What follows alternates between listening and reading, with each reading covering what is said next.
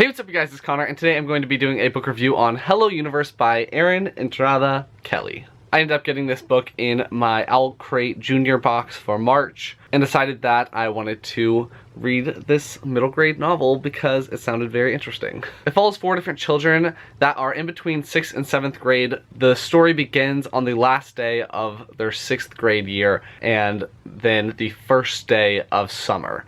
And that's it. I would say the main character is probably the character named Virgil. He's a 2nd generation American, I believe. His grandmother is from the Philippines, and so there are a lot of elements of Filipino culture and stuff like that within his household. He's very shy and very, I think it says, misunderstood. And his parents and family call him Turtle because they really want him to come out of his shell. It also follows a character named Valencia who goes to the same school as Virgil, and she is deaf, which I was not expecting at all. It does not say that in the blurb. I didn't even know that one of the main characters was deaf, nor did I know that it was going to explore a deaf child going to school with hearing people. The 3rd character that follows is Kaori, and she is Chinese American, and it says in the blurb that she can tell fortunes and reads the stars, but you don't ever actually know if she actually can tell the future or if she's just playing. And the last character that it follows is the bully character, and his name is Chet, and you can see he's on the back of the book by himself. This story is really about these 4 children that are interacting and affecting each other's lives, and how just one day affects their entire lives. As usual with my book reviews, I'm going to go through my pros, go through my cons, give you my rating, and be done. My first and biggest pro for this book is that it does have a character that's deaf in it, and I thought that that was handled very well. I have actually been searching for more books with main characters that are deaf and their experiences. It follows her going to public school where all of her classmates are hearing, and so there are the how-tos of communicating with Valencia, and a lot of people don't want to put in the effort or to remember what those things are and how to communicate with her properly. It's as simple as just tapping her on the shoulder and speaking clearly to her face so that she can read your lips and connect the sound that is coming into her hearing aids with the shape of your mouth and what you're saying. But a lot of children don't want to do that, and so it follows her struggling and losing friends because they don't care enough to include her in things, and her being bullied because she can't hear properly, and that really intense feeling of isolation because she is so different than the rest of the student body. It also explores a child being deaf with hearing parents, and her parents really want her to be a part of the general population, and they really deny her that deaf culture experience and learning sign language and interacting with people that are deaf. It explores how that makes deaf children feel and why learning sign language and having those cultural things are super important for deaf people. So I just really liked the deaf representation in this book. My dad is deaf, so I've been looking for main characters with deafness so I can learn a little bit more about the headspace of deaf people when interacting with hearing people. Another pro of mine is going to be Kaori. She is just so quirky and weird. The quirky and weird characters always end up being my favorite, and so my favorite character of this book is Kaori. She's just so lovable and eccentric and confident. You can tell that she's not actually as confident as she puts off, but I really appreciated that she just kind of fakes it until she makes it,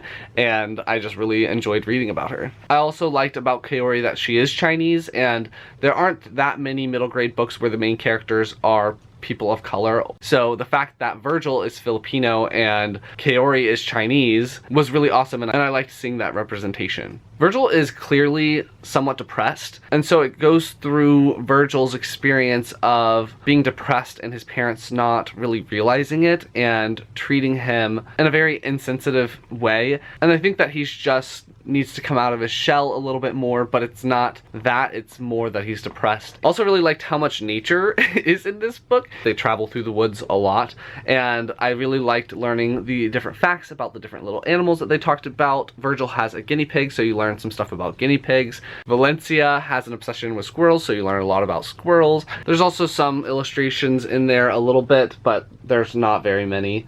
There's even some small little lessons on geography and where to find certain stones and rocks and such, so liked that. This book is super quick, it's super easy to read. The font is pretty enormous. It is definitely doable. I'd read it in a day. And I definitely think that this book can be read by anyone from 4th grade on, but I think that the target is probably 4th grade to 6th grade. Another pro is that it was pleasantly predictable, but there were some things that I didn't predict, and so I found it pleasantly predictable because it was just a really fun, enjoyable read. I really liked the plot and just the messages of this story. And my last pro for this book is that it ended pretty openly, which I usually don't like, but with this book I did really enjoy it. It ends basically at the perfect moment, and so I just really liked the ending and my overall experience while reading this book. Now on to some of my cons. For about, I don't know, 150 pages or so, I really found Virgil to be a little bit dramatic, and I know that he was depressed, so that was actually what was causing that,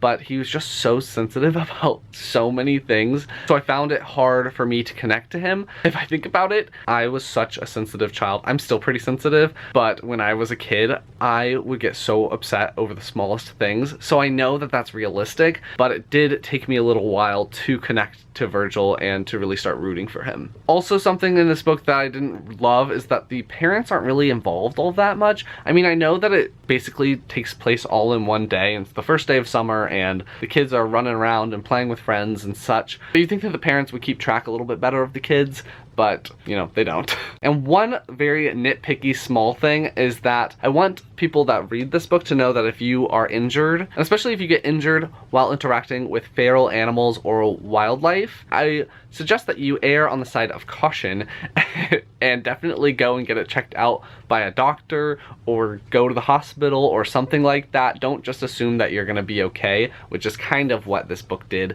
So I want to make sure that if you're playing outside and something happens and you get scratched or you get bit or something like that, definitely go to your parents and tell them and have them check it out and go to the hospital. I just didn't like that in this book. It kind of was just like, oh, you're fine, whatever.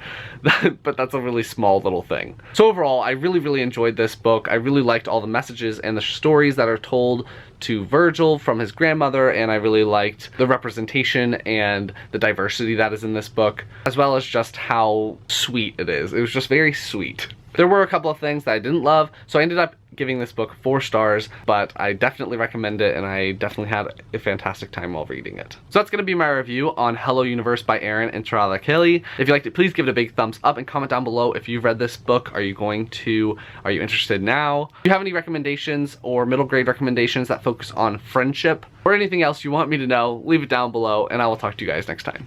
Bye.